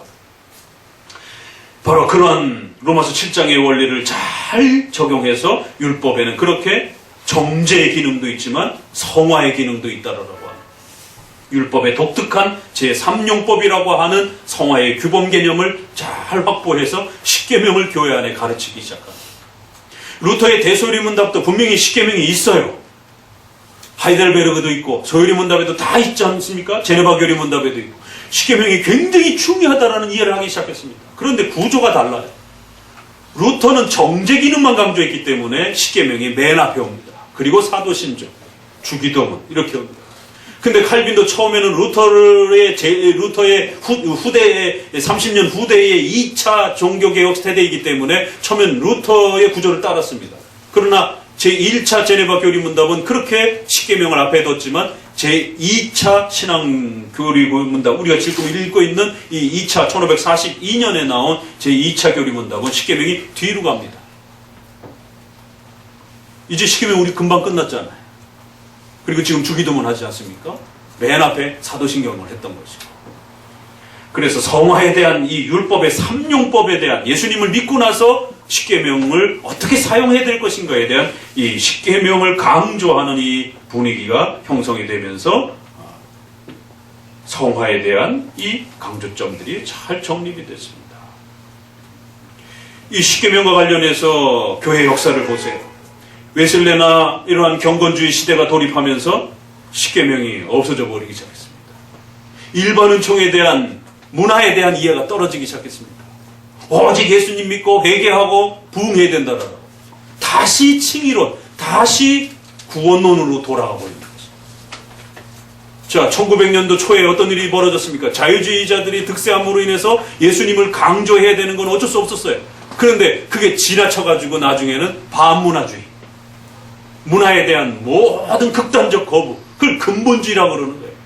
5개의 기독교의 근본 교리만 강조하고 나머지는 다 무시하는 거예요. 그래서 이원론 사상, 세상은 더럽고 악하다라고, 문화는 더럽고 악하다라는 거예요. 그래서 크리스찬들은 교회 와서 기도하고 예배만 드려야 된다라고 하는 이러한 경건만 강조하는 극단적인 근본주의와 이원론이 팽배하면서 결국 엄청난 반문화주의들이 팽배합니다. 한국에 들어와서도 역시 마찬가지예요. 그런데 안타까운 것은 이게 균형이, 기본 개념이 안 잡히면 이렇게 왔다 갔다 한다라는 겁니다. 그런데 지금은요, 한편에서는 십계명도 안 가르치고, 오순절교회라든가 일본 복음직교회 십계명 안 가르칩니다. 저도 모태신앙이지만 십계명을 장로교회 들어와서 처음 배워봤습니다.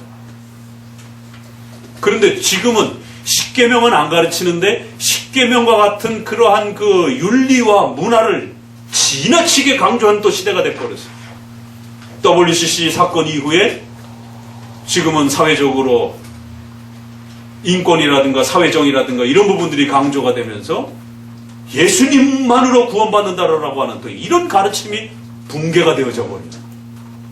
그래서 마치 정치를 바꾸면서 사회복지를 바꾸면서 또 인권 문제를 해결하면서 마치 구원이 회복이 되는 것처럼, 복음이 회복이 되는 것처럼 이런 식의 오해를 가지면서 성화를 통해서 마치 구원이 확보가 되는 것처럼, 앞서도 소개되었지만 이러한 또 다양한 성화주의자들, 극단적 또 성화 구원론자들이 등장을 하기 시작하면서 오히려 지금은 칭의를 또 회복해야 되는 또 이런 어려운 시대가 돼버렸습니다.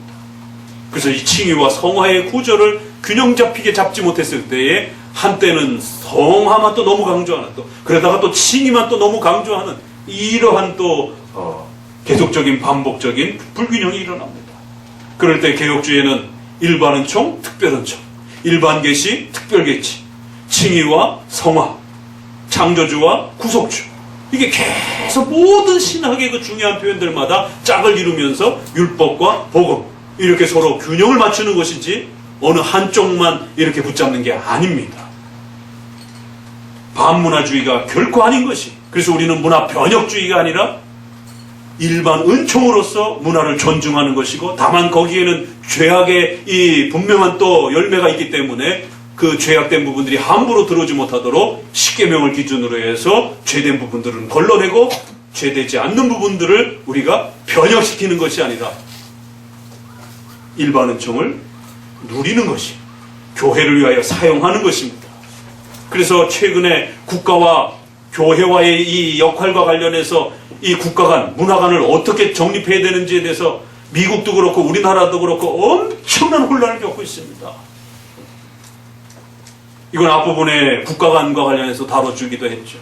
칼빈주의 하신다고 하는 분들이 동성애를 인권으로 강조하는 차별법을 국회에 법으로 발의하는 이런 일들에 침묵하고 있고 동조하고 있고 서투정 그 집회에 갔다 왔다라고 SNS에다가 버젓이 올리고 있고 그러면서 하나님께 영광이라고 그러는 것이에요. 도대체 하나님의 영광이란 뭔가 도대체. 그런데 그분들은 대놓고 동성애는 죄라고 말하진 않아요. 동성애 죄지. 그러나 동성애를 인권으로 해서 합법화시키려고 하는 그런 정당과 위정자들의 활동들에 대해서는 내가 좋아하는 정당이고 또 그들이 사회 정의와 인권을 더 확립할 수 있다라면 보수당보단 나아. 그래서 광화문 집회와 서초동 집회를 참석을 둘 중에 하나를 해야 된다면 나는 서초동 집회에 가겠어. 어떻게 이런 선택을 하고 이런 논리를 가질 수 있는 것인가? 개혁주의를 한다라고 하시는 분들이 도대체 이정훈 교수를 왜 보수교회의 목사들은 초청해서 그의 강의를 듣는가? 도무지 이해할 수가 없다. 이런 글들이 버젓이 청교도 개혁주의를 하시는 분들의 SNS에서 올라옵니다. 물론 이정훈 교수의 그 신앙은 약간 복음주의권에서 전도를 받으셨기 때문에 그분의 신앙은 문제가 있어요. 그러나 그분의 정치적 이력은 굉장히 중요하지 않습니까? 역사적으로 그렇게 진보의 그 핵심적 그러한 자리에 있던 브레인 역할을 하던 그런 교수가 보수적 가치관으로 전향을 해서 그 진보 사람들이 어떤 생각을 가지고 움직이는지 도대체 그들의 목표가 무엇인지 그들이 어떠한 그 의도를 가지고 그런 정당 활동들을 하는지 그들의 최고 마지막 목표점은 무엇인지 그건 들어가 본 사람만이 한단 말이에요. 바깥에 있는 사람들 잘 모른단 말이에요. 그런데 그런 이정훈 교수가 나와서 하는 이야기가 이들의 궁극적인 목적은 사회주의를 실천하는 일입니다. 그리고는 그 사회주의적 가치를 실현하는 일에 가장 방해가 되는 것은 기독교입니다. 그래서 기독교 박멸운동을 그들은 모든 포커스에 맞추는 것이고 거기에 동성애가 가장 중요한 이슈가 되는 것입니다. 쉽게 흘려보낼 이야기가 아닙니다. 이젠 더 이상 과거처럼 노무현 정부라든가 김대중 대통령 시절에 그러한 진보의 어떤 그런 시절이 아닙니다. 그때는 이렇게까지 반기독교적인 정책이라든가 이런 부분들이 노골화되지 아니하고 동성애 문제라든가 이런 부분들이 사회적으로 노골적으로 이렇게 폭발적으로 그렇게 되지 않았던 시대. 그렇기 때문에 양심의 자유를 따라 진보 정당을 선택할 수도 있고 보수 정당을 선택할 수도 있는 그런 부분이 조금 더 자유가 있었던 것이. 그러나 이제는 전 세계에서 동성애 퀴어 축제를 이렇게까지 국가가 나서서 재정 지원과 법적인 혜택을 부여해가면서 이렇게까지 펼치는 나라가 몇 군데나 있는지 아십니까? 많지 않습니다. 서구에 그런 먼저 앞섰던 나라 몇몇 빼놓고는 많지 않습니다.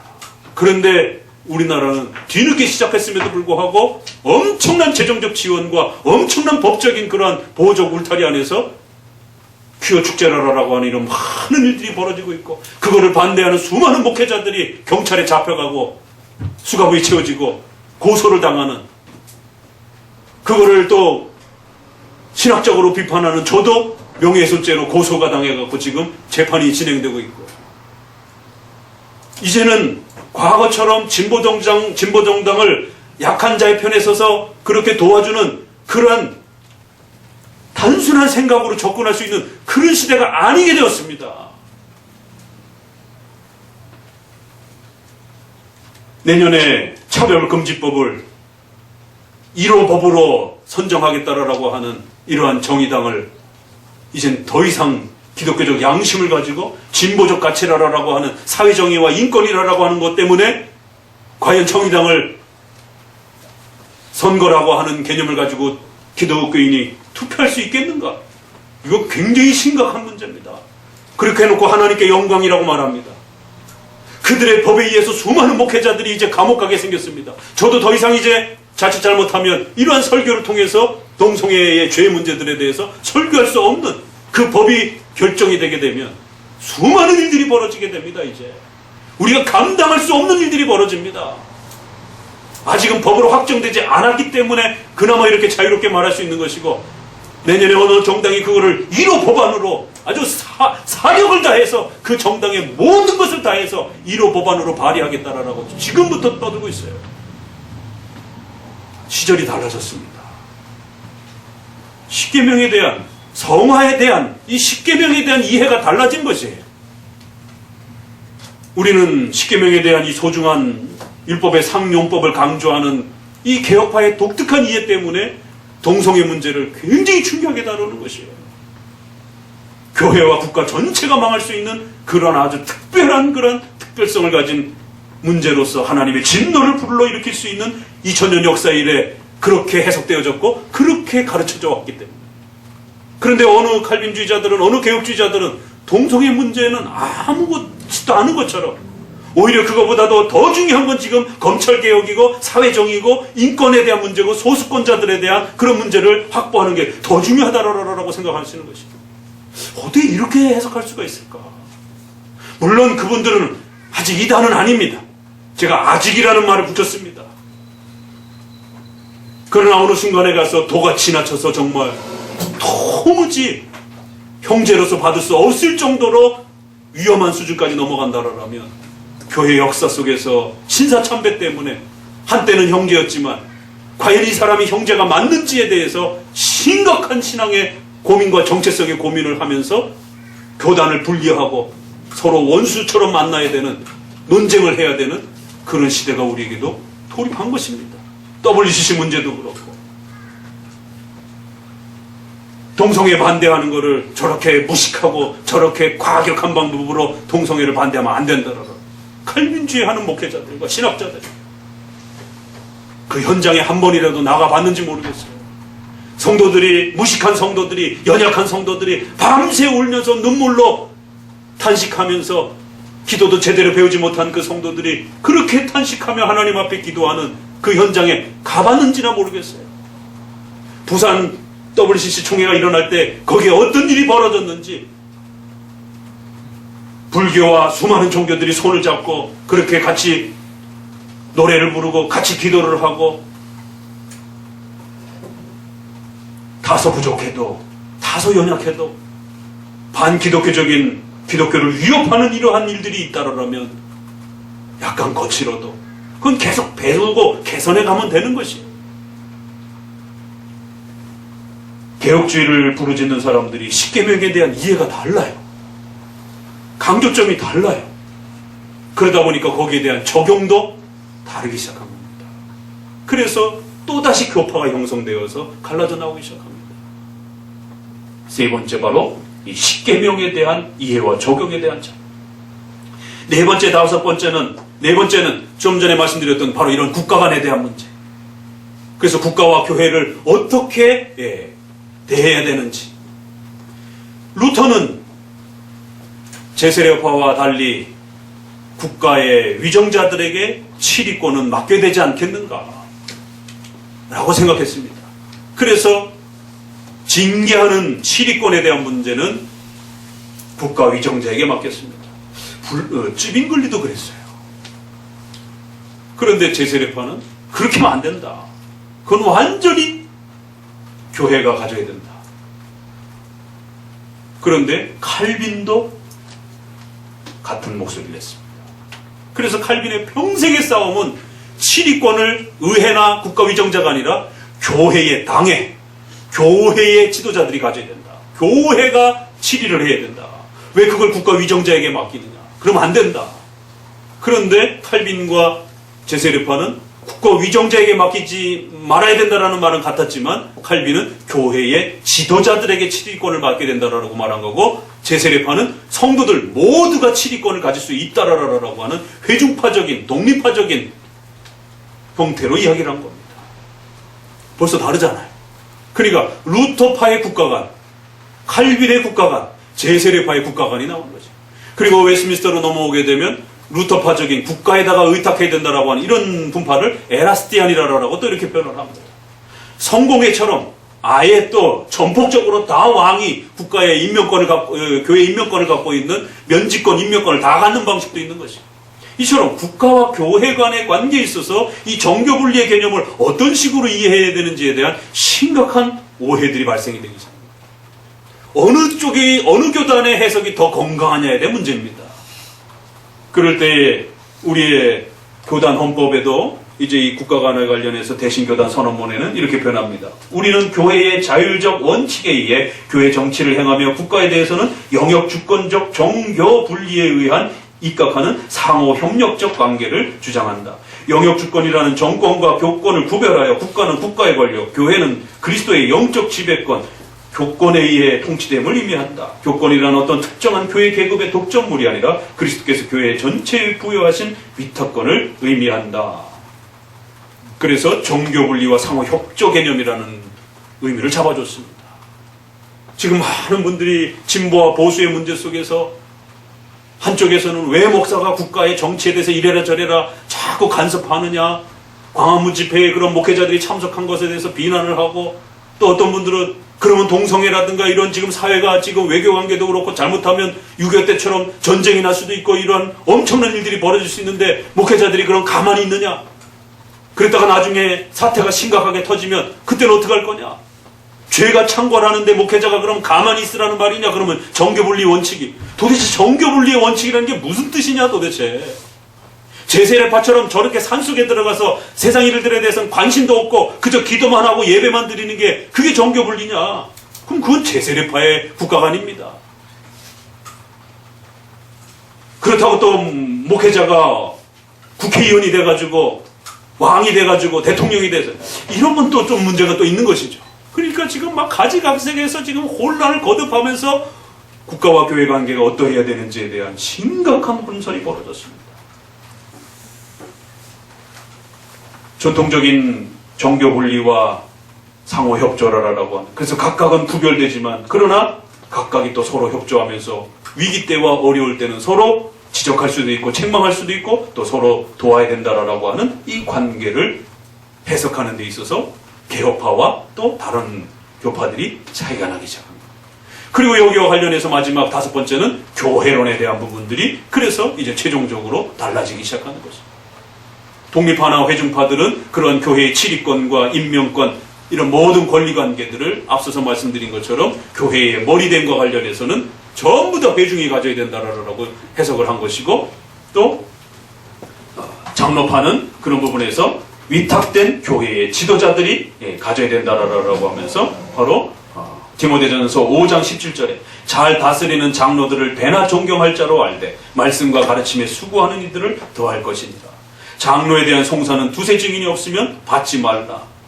이런 부분에서 왜 장로들을 특별 대우하는가?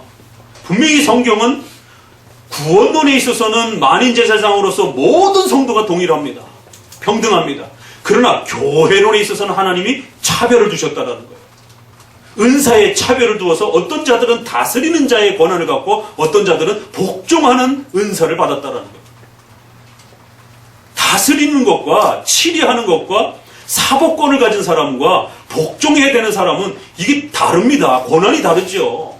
아니 어떻게 치리하는 사람과 복종하는 사람이 똑같다라고 말할 수 있겠습니까? 한쪽은 사법권을 가진 사람인데. 그러니까 이제 회중파들은 자꾸 목사나 성도나 동등하다라고 자꾸 얘기해요. 그건 구원론에서 동등한 것이지 교회론에서는 한쪽은 사법권을 가진 자들입니다. 사법권은 뭡니까? 치리 권한이.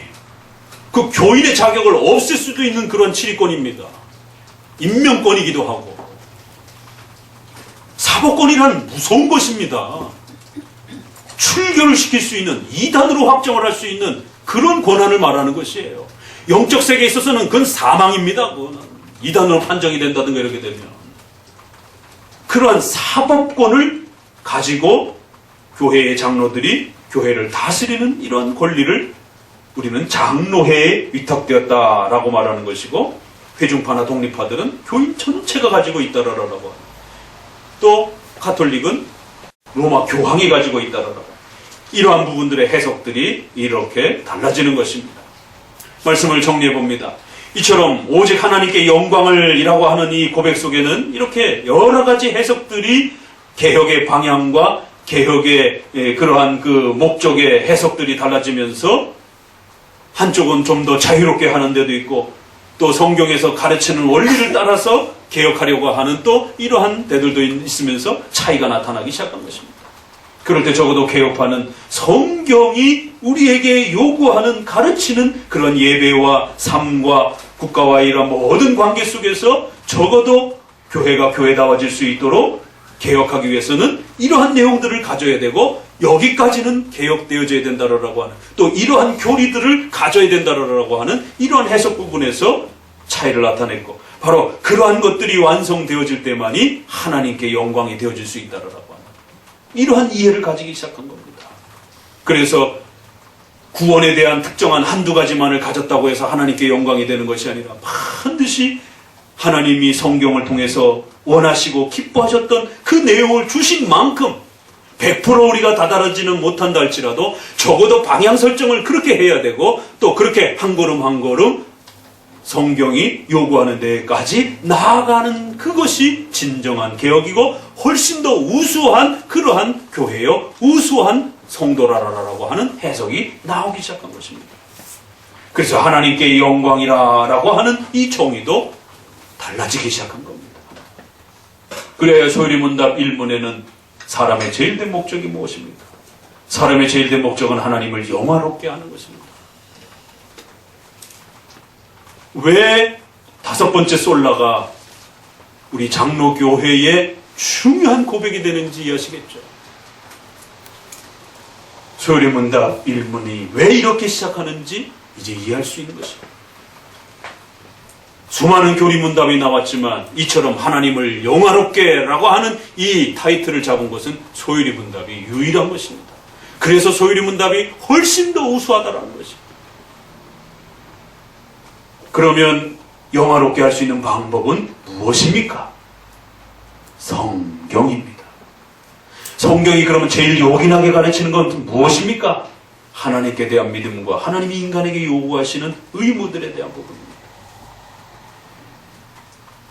주기도문의 마지막 말씀은 무엇입니까? 대개 나라와 권세와 영광이 아버지께 영원히 있는 것입니다.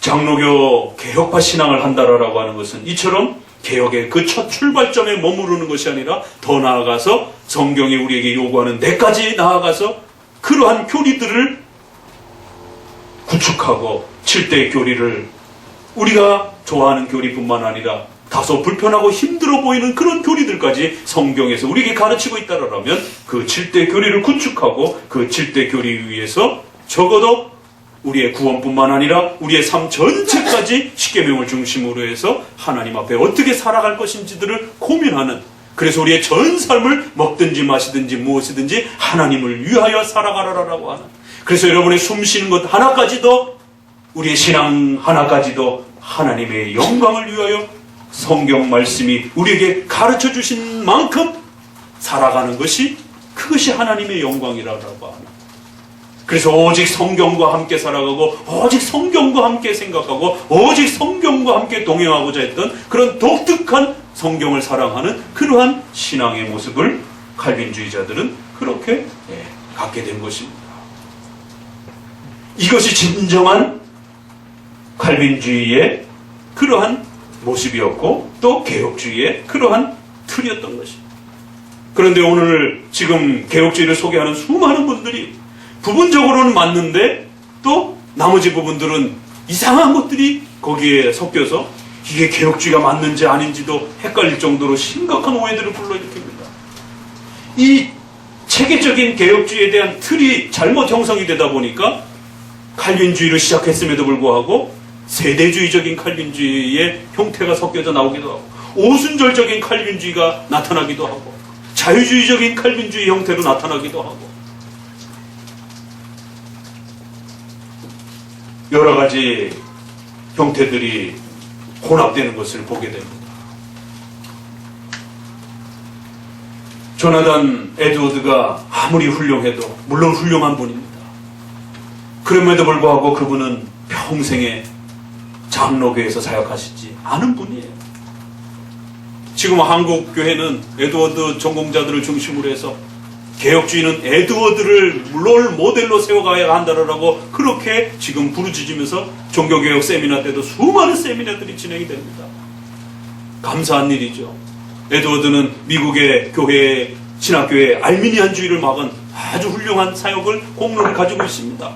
그러나 그분의 또 많은 단점들은 개혁파적이지 않는 미국의 신파를 형성하게 만든 소위 말해서 오순절적인 그런 부흥운동을 미국의 3차 부흥이 있는데 1차 부흥운동을 주도했던 2차 부흥은 더 극단적으로 나아가는 찰스 피니 운동, 3차 부흥운동은 1900년에 일어나는 오순절파가 형성이 되는 그 바로 그런 감성적인 경험주의적인 부흥운동의 그 3차 부흥운동의 첫 스타트를 끄는 겁니다.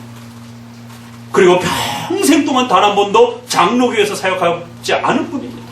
그래서 회중교회라고 말하는 것입니다. 우리가 정통 개혁파요 장로교라고 말했을 때는 당의 노예 총회의 교회 질서를 존중하는 장로 정치를 말하는 것입니다. 어떻게 로이드 존스를 가지고 장로교회, 개혁교회를 결정을 할 수 있겠냔 말이에요. 그저 복음주의권에서 훌륭한 강해 설교자입니다. 복음주의권에서 그래도 그 정도 칭의와 믿음에 대해서, 은혜에 대해서 이야기하면 훌륭한 분입니다. 그러나 그분의 사역의 바운다리는 감리교 그 울타리 안에서 사역, 그 바운다리에서 사역하신 분입니다. 웨스민스터, 도르트 신조 이런 부분들에 대해서 평생 강조하지도 않은 분이에요. 거기에 단 한 번도 맹세와 서약을 하지 않은 분입니다. 근데 지금 한국의 청교도를 하는 많은 대부분의 70~80%가 로이드 존스를 칼빈 다음에 최고의 개혁파의 신학자로 세워놓고 지금 개혁주의를 그 방향으로 지금 세워가려고 하고 있습니다. 휘필드는 모건대학교 가게 되면 가장 그들이 좋아하는 분입니다. 왜? 감리교 안에도 웨슬레처럼 약간 더 진보적인 형태가 있고 휘필드처럼 상당히 칼빈주의적 성향을 좋아하는 그런 감리교가 있습니다. 모건대는 굉장히 좀 보수적입니다. 감신대보다. 감리교 사람은 휘필드를 자신들의 조상이라고 생각합니다. 휘필드를 목표로 우리가 개혁주의를 할 수는 없는 겁니다. 물론 휘필드가 예정론을 가르치고 이런 부분에 대해서 참으로 귀한 그러한 도움의 역할들이 있죠. 스폴전도 마찬가지고. 그러나 스폴전은 침례교회의 유명한 신학자인 것이에요. 우리가 스폴전을 목표로 놓고 개혁파를 말할 수는 없는 것입니다. 그냥 부분적으로 훌륭한 분이다, 복음주의권에서 훌륭한 분이다라고는 말할 수 있어도 적어도 하나님께 영광을 부르짖었던 개혁파라라고 하는 칼빈과 웨스민스터 도르트 신조를 이어가는 이러한 독특한 개혁주의 장로교인이라고 하는 웨스민스터에 서약을 하면서 장로교 목사가 되는 이러한 칼빈주의와 개혁주의는 문제가 있는 것입니다. 계보가 다르다라는 겁니다. 역사가 다르다라는 것입니다. 그래서 박형룡 박사님은 이렇게 정리합니다. 이것만 이제 읽어드리면서 왜 우리가 하나님께 영광이라고 하는 이 장로교가 그토록 독특하게 부르짖었던 하나님께 영광이라고 하는 이러한 목표와 방향을 가져야 되는가? 박형룡 목사님은 개혁교회란 정의를 이렇게 내렸습니다. 구주 대륙, 유럽 대륙을 말하는 거예요. 칼빈의 개혁주의와 영미의 스코틀랜드 영미를 말하는 겁니다. 영국과 스코틀랜드의 청교도 사상을 가미하여 덧붙여서 웨스민스터 표준에 구현된 신학이며 한국 장로교회의 신학적 전통이란 바로 이 웨스민스터라고 그렇게 이 웨스민스터 표준에 구현된 영미 장로교회의 청교도 개혁주의 신학이 한국에 전래되고 성장하는 과정이다. 이게 100년 전에 우리의 선조가 정의해준 개혁주의 정의입니다.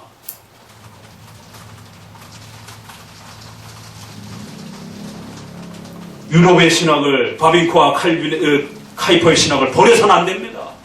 그렇다고 반틸이나 메이첸, 프리스턴, 웨스민스터 신학을 또 버려서도 안 되는 겁니다. 두 신학 다가 웨스민스터 신앙 고백으로서 구현되고 정착되고 펼쳐지는 그것이 진정한 칼빈주의요 개혁주의다라고 정리를 해줬습니다. 우리 교단 선언문에 조성원 박사님을 통해서 소개된 고백은 이렇게 소개합니다. 우리의 개혁주의 신학이란 개인의 신앙의 주관적인 학적 표명이 아니라 혼자 주장하는 그런 신앙이 아니라는 거예요. 역사적 기독교의 교회성을 본질로 하는 교회 신조에 의한 객관적인 학적 성명이다. 이 같은 의미에서 우리는 칼빈주의를 표방하는 것이다. 이는 우리의 신학이 칼빈 한 사람의 개인의 신학을 의미하는 것이 아니라 칼빈의 신학적 입장이 성경 계시 진리를 역사적 기독교회가 신조 또는 교회의 신학자들의 저술 형태로 고백해온 체계적인 진리를 옹호하고 있기 때문입니다.